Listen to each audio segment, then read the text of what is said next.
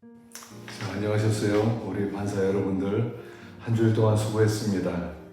또 이번 한 주도 날씨가 덥지만 또 믿음으로 잘 감당하시고 우리 학생들에게 또 우리 아이들에게 정말 귀한 복음의 진리를 잘 가르칠 수 있으면 좋겠습니다. 이번 주 공부한 내용은 마태복음 1장이에요.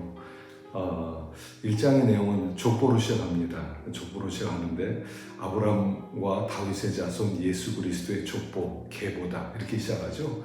그래서 좀 이렇게 어려울 수 있지만 그러나 굉장히 중요한 말씀들이 있으니까 잘 은혜를 받고 또 아이들에게 귀한 하나님의 진리를 전할 수 있길 바랍니다. 첫 번째로 여기서 우리가 배울 수 있는 것은 하나님의 구원은 그 구원 계획은 멈추지 않고 계속적으로 진행되고 있다는 거예요. 아브라함 BC 2000년 사람이고 다윗 BC 1000년 전 사람이에요. 예수님 AD 1년 사람 1년 전 AD 1년의 사람이죠. 그러니까 이 천년 지나면서 예수님에게까지 왔다는 사실이에요. 그래서 하나님이 아브라함에게 약속하신 그 그 메시아, 아담에게 약속하셨던 그 하나님의 그 씨를 하나님께서 반드시 보내주셨다 하는 그런 내용이죠. 한번 생각해 보세요. 어떤 한 사람이 태어나려면 굉장히 많은 사건들이 이어져야 되죠. 우리 어머니 아버지가 만나려면은 얼마나 많은 그런 그 사건 속에서 만났겠습니까?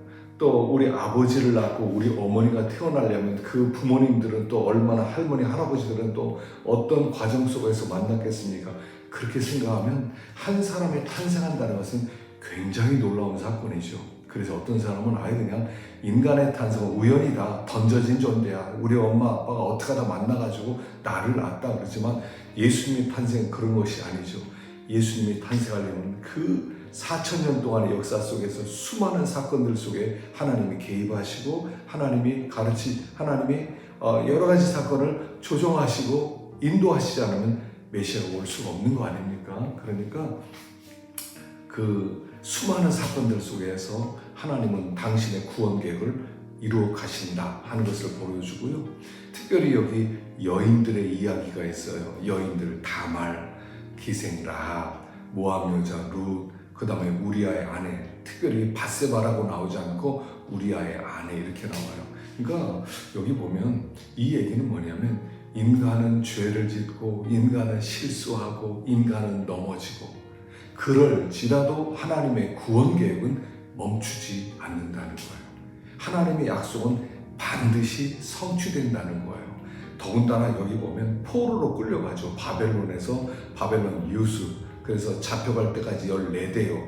그러니까 포로로 끌려가면서 막 수많은 사건들이 있었음에도 불구하고 그 속에서 하나님이 여전히 당신의 계획을 이루어가고 계셨다 하는 것입니다.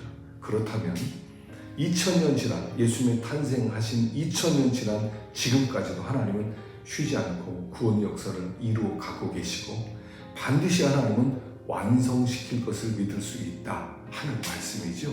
그러니까 하나님의 구원 계획은 쉬지 않고 계속되고 있으며 그리고 역사의 주인공은 하나님이시다. 어떤 사건이 어떤 개인적인 일이 우리에게 일어난다 하더라도 관계없다는 거예요. 그 속에서 하나님은 쉬지 않고 일하고 계신다는 것을 우리에게 가르쳐주고 있는 말씀이죠. 그게 예수님의 족보 속에 있는 교훈이에요. 두 번째로 생각할 것은 최초의 그리스도인은 요셉이라는 얘기로 시작해요. 그래서 그 당시에는 이제 정혼을 하거든요. 그 부모가 서로에게 약속을 합니다. 그리고 약속을 하면 그 데려가지만 않을 뿐이지 거의 부부관계와 같아요. 마리아와 요셉은 오래전에 정혼을 했습니다. 그리고 나서 이제 요셉은 돈을 모으고 집을 짓고 있었을 거예요. 그리고 집이 완성되면 그 신랑의 아버지가 다 됐다. 신부 데려와라. 그럼 신부를 데리러 가는 거예요. 그리고 신부를 데려오면 그때 그 결혼식에 그 여자집에서 잔치가 벌어지고 그리고 데려와서 살림이 시작되는 거거든요. 그렇게 정혼을 했어요. 데려오는 날짜만 지금 기다리고 있어요. 그런데 마리아가 임신을 했다는 것입니다.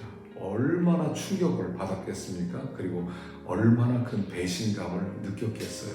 그래서 이 요셉이 참 신사적인 사람이에요. 어떡하지? 나랑 정혼했는데, 내가 데려가려고 그랬는데 어떻게 저렇게 임신을 했지? 누구를 만난 거야? 어떤 남자와 저렇게 잠을 잔 거야? 얼마나 배신감을 느꼈겠습니까? 그런데 오늘 밤에 여기 그 주의 사자가 꿈속에 나타나셔서 다윗의 자손 요셉아, 내 아내 데려오기를 무서워하지 마라. 내 아내가 임신한 것은 성령으로 잉태된 것이라는 비밀을 가르쳐줘요. 근데 이 요셉이요, 알았습니다. 그걸 데려왔다는 거예요. 여러분, 성경 보실 때요, 그냥 성경 당연한 거야. 뭐 성경 원래 그렇게 말했어. 이렇게 보시면 안 돼요. 이 사건을 내 사건으로 보세요. 아니, 내가 정혼을 했는데 내 아내로 될 사람이 임신을 했어. 근데 뭐 성령으로 잉태? 아니, 잉태하는 게 그렇게 되는 거예요? 남자와 여자가 잠을 자인 아이를 갖는 것이지. 한번 생각해봐. 성령으로 잉태했다니까 그걸 믿어. 요셉이 믿었대요. 성령이 하나님의 성령으로 잉태됐으니까 그냥 그런 줄 알고 데려와. 그러니까 네 하고 데려왔다는 거예요. 그리고 아이를 낳을 때까지 동침하지도 않았다는 거예요. 이게 말이 돼요? 여러분, 성경을 기계적으로 읽지 마세요. 제발 좀. 그냥 원래 성경 그런 거야. 그 믿었으니까 나도 믿지. 그런 거 아니에요. 성경을 내 사건으로 한번 보세요. 이건 충격적이야. 아니, 천사가 나타나서 성령으로 잉태했대. 이게 무슨 뜻이어도 되지? 아니, 성령으로 어떻게 잉태가 돼? 이거 말도 안 되는 것 같아. 내가 이거 개꿈을 꿨나? 이렇게 생각하지 않겠어요? 근데 요셉은 그걸 믿었다는 거예요. 믿었다는 거예요. 그리고 데려왔다는 거예요. 그래서 그가 최초의 그리스도인이란 말이에요. 그리스도인은 어떤 사람이냐? 예수님이 성령으로 잉태된 것을 믿는 사람이라는 거예요. 그게 그리스도인이에요. 그게 믿음이에요. 이게 내가 믿었겠어요? 하나님이 믿어지는 마음을 주셨겠지요. 믿어라. 네, 알았습니다. 인간은요, 의심의 존재예요. 얼마나 의심이 많아요. 의심하지 않고 살아갑니까? 의심이 너무너무 많아요. 성경이 사실일까? 이런 일이 있었을까? 예수 믿으면 구원받는가? 천국에 있는가? 예수님이 재림하는가? 이 정말 맞는가? 얼마나 많은 의심이 있어요. 그러나 하나님이 믿음의 씨를 우리에게 주실 때 믿어진다. 이 요셉은 믿었다는 거예요. 그게 복음이에요. 그래서 우리는 태초에 하나님이 천지를 창조하셨다. 아멘. 이렇게 믿는 겁니다. 예수님이 바다 위를 걸으셨다. 아멘. 이스라엘 백성이 홍해를 건넜다. 아멘. 그냥 그렇게 믿는 거예요. 이 아멘을 잘해야 돼요. 그래서 우리 반사들도 아멘 좀 잘하고, 우리 아이들도 좀 아멘 좀 잘하도록 가르치면 좋겠어요.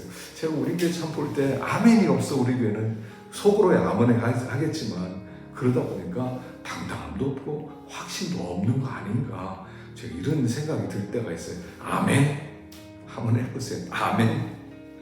자, 세 번째, 예수님의 이름을 두 가지로 설명해요. 하나는 뭡니까? 아들을 낳으리니 이름을 예수라라. 이는 그가 자기 백성을 그들의 죄에서 구원할 자이심이라 하니라. 예수란 이름 뜻은 뭐냐면 자기 백성을 그들의 죄에서 구원할 자다, 이런 뜻이란 말이에요. 예수. 그래서 예수님이 이 땅에 메시아로 오신 이유는 뭐냐면 죄에서 우리를 건지기 위해서 오신 거예요. 죄로부터. 우리가 죄 매여 살잖아요. 매일매일 죄의 종로로 타잖아요. 죄를 보면서 살잖아요. 그래서 죄 종살이 하면서 자유 없이, 당당함도 없이, 확신도 없이, 권세도 없이 끌려다니면서 마귀의 종로로 타고 있잖아요. 그 죄로부터 우리를 해방시키고, 마귀로부터 해방시키고, 죽음으로부터 해방시키기 위해서 예수님이 오셨다는 거예요.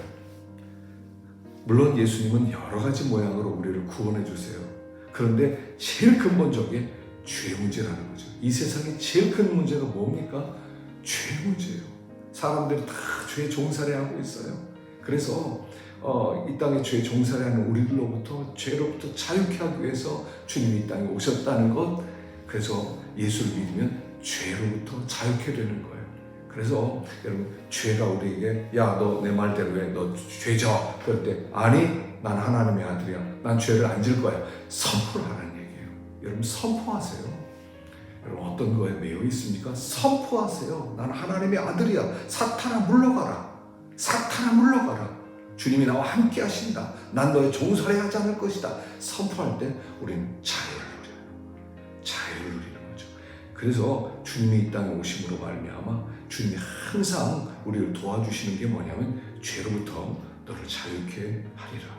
그래서 예수님이 십자가에 죽으심으로 말미암아 죄의 권세를 깨뜨리셨기 때문에 우리가 믿고 선포하면 우리는 자유를 누릴 수 있다 하는 것이고요. 두 번째는 임마누엘이죠. 22절에 보니까 처녀가 잉태하여 아들을 낳으니 그의 이름은 임마누엘이라리라 하셨으니 이를 번역하즉 하나님이 우리와 함께 계시다. God with us. 하나님은 우리와 함께 하신다. 그런 뜻이에요.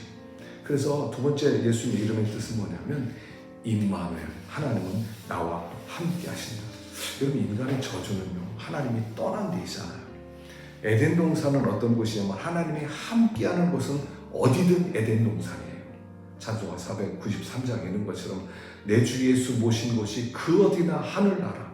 주님을 모시는 에덴이 되고 천국이 되는데 주님이 떠나면 곧바로 지옥이 되는 거예요. 지옥과 가까워지는 거죠. 그래서 죄를 범하면서 아담과 하와 가운데 함께 있었던 하나님이 떠나셨어요. 그래서 우리의 저주는 하나님이 떠난 데 있는 거예요.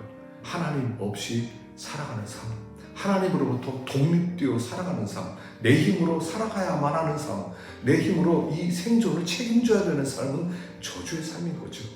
그래서 예수님이 오셔서 내가 너를 떠나지 아니하리라, 내가 너를 버리지 아니하리라, 내가 너와 함께하리라 약속하신 거예요.